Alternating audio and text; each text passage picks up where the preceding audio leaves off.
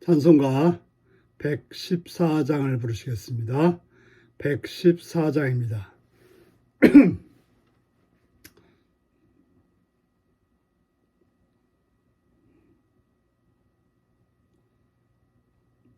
그 어린 주 예수 누울 자리 없어 그 귀하신 몸이 구유에 있네.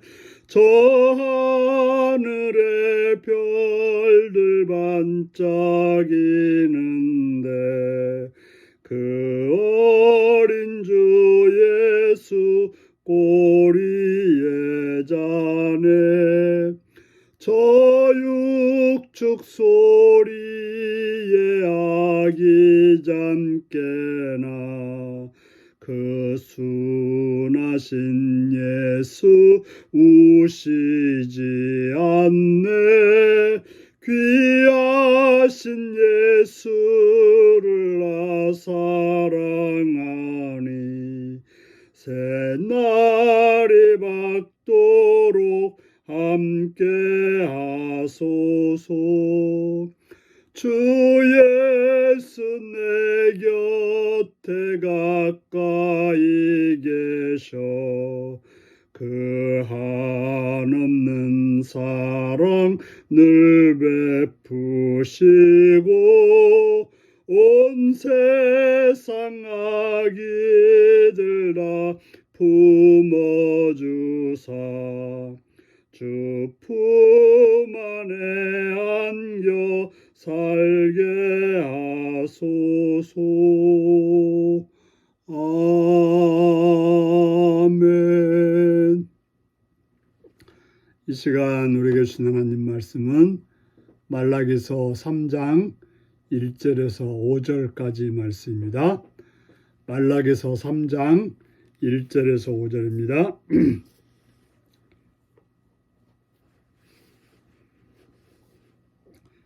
교독하시겠습니다.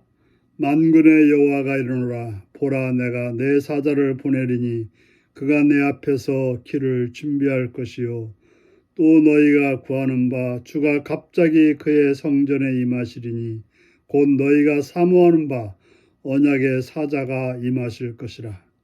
그가 임하시는 날을 누가 능히 당하며 그가 나타나시는 때에 누가 능히 서리요. 그는 금을 연단하는 자의 불과 표백하는 자의 잿물과 같을 것이라.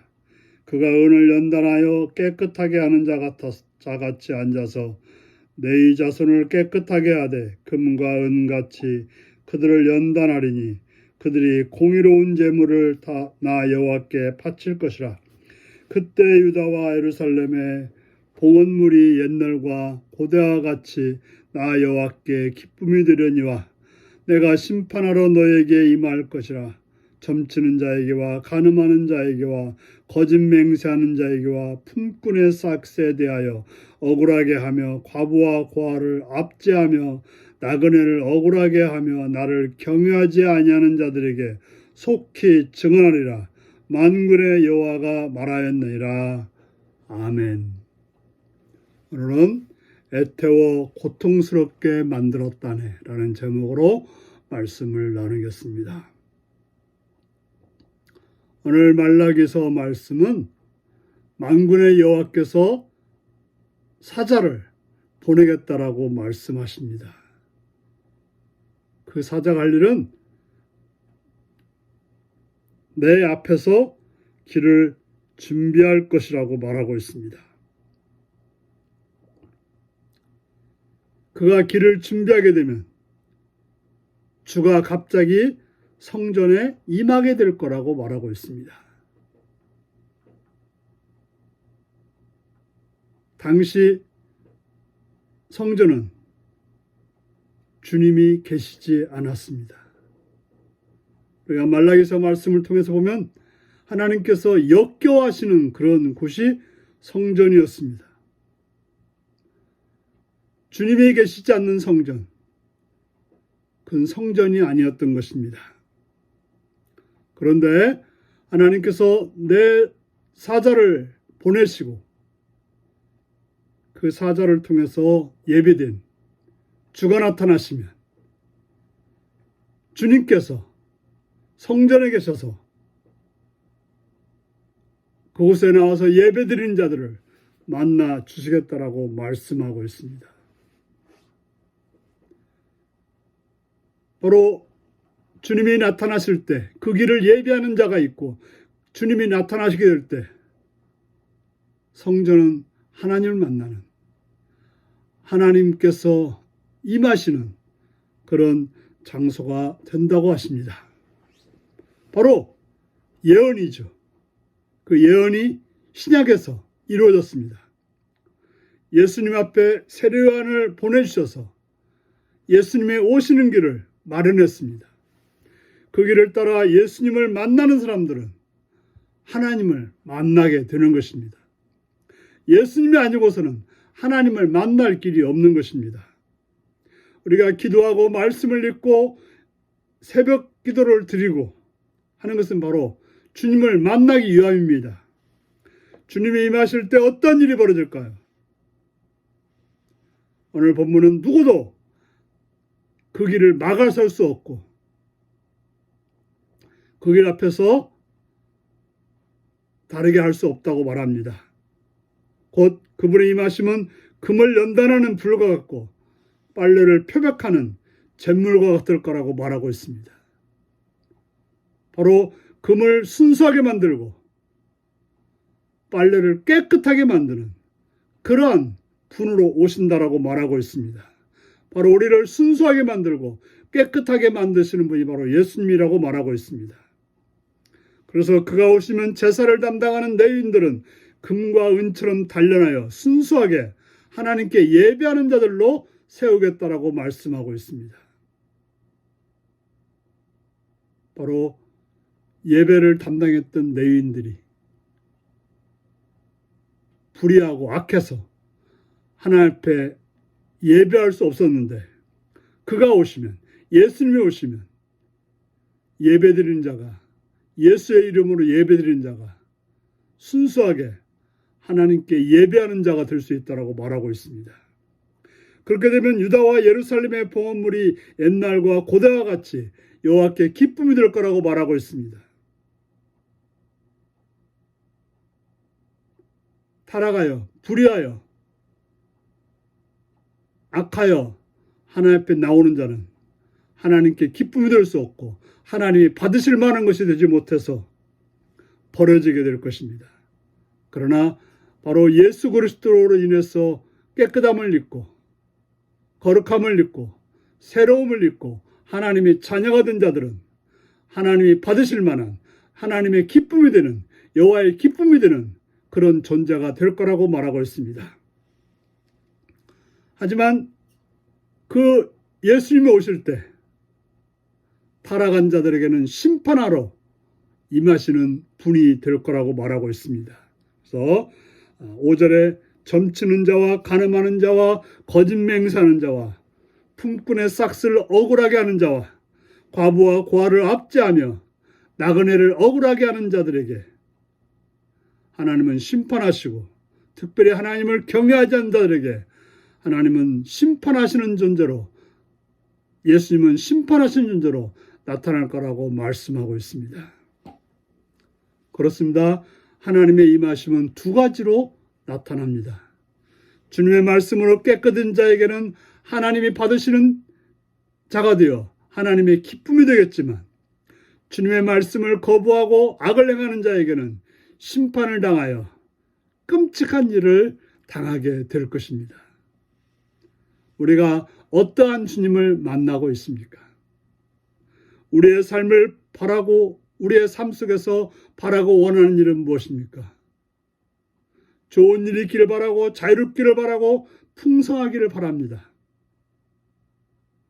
하지만 그것이 바라는 대로 되지 않을 때 우리는 바라지 않을 때보다도 더 고통스럽게 되는 것입니다. 때로 삶이 우리를 힘들게 하는 것은 기대하는 바가 있고 고대하는 바가 있고 바라는 바가 있기 때문에 힘든 것입니다. 하지만 우리는 그런 것들로 인해서 흔들리는 자가 되어서는 안 될 것입니다. 바라는 일이 일어났다고 해서 기뻐하고 바라는 일이 일어나지 않았다고 해서 낙심하거나 슬퍼하는 일은 아닌 것입니다. 우리는 일어나는 모든 일들을 신앙 가운데서 보는 것이 중요합니다. 우리의 모든 일들이 신앙 가운데서 어떤 일인가를 살피고 그걸 통해서 행동하는 것이 중요하다는 말인 것입니다. 고통스러운 일이 있다 하더라도 슬픈 일이 있다 하더라도 신앙 안에서 그 일을 바라보는 것이 중요합니다. 신앙이 없이 그저 현상만 가지고 좋다 나쁘다 그것만 가지고 동요하는 것은 참으로 위험한 일인 것입니다. 우리에게 중요한 것은 사람의 손안에 있는 것이 아니라 하나님의 손안에 있다는 사실을 알고서 살아가야 되는 것입니다. 그렇게 생각하면 모든 일이 쉬워지고 고통도 견딜 수 있게 되는 것입니다. 우리는 어떤 일이 잘 되고 못 되는 것에 따라서 기뻐하고 노하고 좋아하고 기뻐합니다. 하지만 그것에 따라 희노애락에 빠지는 것보다는 지금 정말 어디에 있는지 우리가 하나님의 손 안에 있어서 하나님의 기쁨이 되는 존재로 살고 있는지를 찾고 행하는 자가 되어야 할 것입니다. 그것이 바로 주님을 찾고 만나기를 원하는 자의 삶인 것입니다. 기도하시겠습니다. 자비로우신 아버지, 아버지의 이름을 찬양하며 감사드립니다. 오늘도 주의 말씀으로 공부하시는 주의 음성을 듣게 하시니 감사합니다. 주님, 우리들로 하여금 주님의 오심을 맞이할 수 있는 순수하고 정결한 자가 되어서 주님의 기쁨이 되는 자가 되게 하옵소서. 우리의 인생이 주님의 품 안에 거하는 그러한 복된 삶으로 이끌어 주시옵소서. 어떤 일을 당한다 하더라도 주 안에 있음을 기억하고 그 일로 인해서 살아가는 복된 성도들이 되게 하여 주옵소서. 예수님의 이름으로 기도드리옵나이다. 아멘. 하늘에 계신 아버지, 아버지의 이름을 거룩하게 하시며 아버지의 나라가 오게 하시며 아버지의 뜻 안에서와 같이 땅에서도 이루어지게 하소서.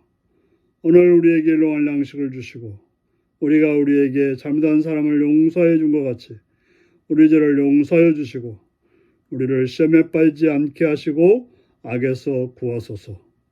나라와 권능과 영광이 영원히 아버지의 것입니다. 아멘. 말씀 묵상입니다. 기대했던 일이 이루어지지 않았을 때 어떤 생각을 하십니까? 고통스러운 상황을 하나님의 손 안에 있다는 확신을 가지고 살아 복된 삶으로 오늘도 사시는 하루가 되시기 바랍니다. 샬롬.